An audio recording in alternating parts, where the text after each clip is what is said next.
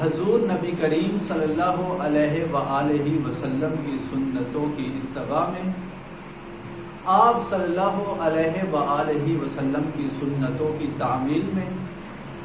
ان حضرات صحابہ رضوان اللہ علیہم اجمعین نے دنیا بھر میں اپنا لوہا منوایا،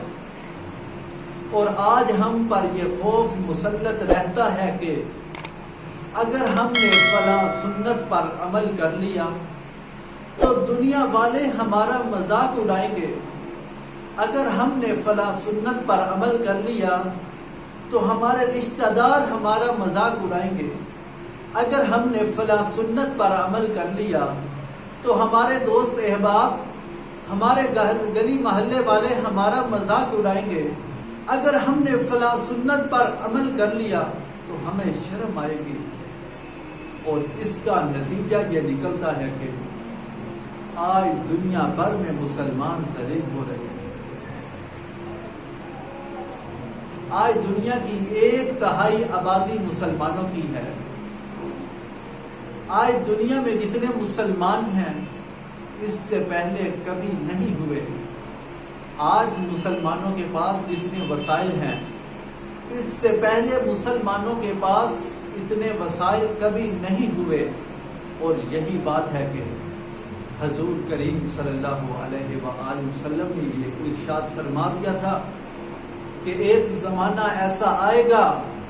کہ دنیا میں مسلمانوں کی تعداد تو بہت ہوگی، لیکن وہ ایسے ہوں گے جیسے سیلاب میں بہتے ہوئے تنکے ہوتے، ان کی کوئی حیثیت نہیں ہوگی، ان کا کوئی اختیار نہیں ہوگا،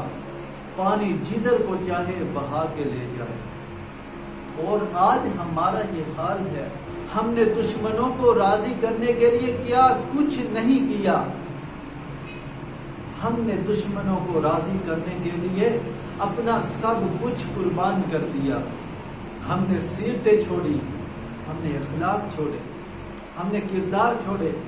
ہم نے اعمال چھوڑے، ہم نے صورتیں تک بدل کر رکھ دی، سر سے لے کر پاؤں تک ہم نے ان کی نقل اتار کر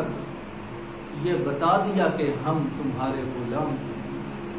افسوس کے ساتھ ہم نے ان کی اتنی نقل اتاری کہ ظاہراً تو ہم آزاد ہیں، لیکن ہم نے یہ امیج پیدا کر دیا کہ ہماری سوچ آج بھی تمہاری ہوگی، لیکن وہ پھر بھی ہم سے خوش نہیں ہیں۔ وہ ہر روز پٹائی کر رہے ہیں، کبھی اسرائیل کر رہا ہے، کبھی فلاں ملک کر رہا ہے، کبھی فلاں ملک، جگہ جگہ مسلمانوں کی تذلیل کر رہے ہیں۔ لہٰذا جب ایک مسلمان حضور نبی کریم صلی اللہ علیہ وآلہ وسلم کی سنت کو چھوڑ دے گا تو اس کے پاس ذلت کے سوا کچھ نہیں۔ کسی کا آستاں اونچا ہے اتنا کہ سر جھک کر بھی اونچا ہی رہے گا۔ ہنسے جانے سے جب تک تم ڈرو گے زمانہ تم پہ ہنستا ہی رہے گا۔ میرے عزیزوں، جب تم اس بات سے ڈرو گے کہ فلاں ہم پر ہنسے گا، فلاں ہمارا مذاق اڑائے گا، فلاں ہم پر ہنسے گا، فلاں ہمارا مذاق اڑائے گا،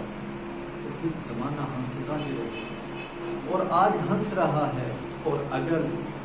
تم جب حضور صلی اللہ علیہ وآلہ وسلم کے قدم مبارک پر اپنا سر رکھ دیں گے اور آپ صلی اللہ علیہ وآلہ وسلم کی اتباع کرنا شروع کر دیں گے تو پھر دیکھ لینا تمہاری کیسے عزت ہوتی ہے۔ اللہ دنیا کو تمہاری غلام کر دے گا، اللہ دنیا کو تمہارے تابع کر دے گا۔ اللہ رب العزت سے دعا ہے کہ اللہ رب العزت ہم سب کو حضور کریم صلی اللہ علیہ وآلہ وسلم کی سنتوں پر عمل کرنے کی توفیق عطا فرمائے۔ وما علینا الا البلاغ۔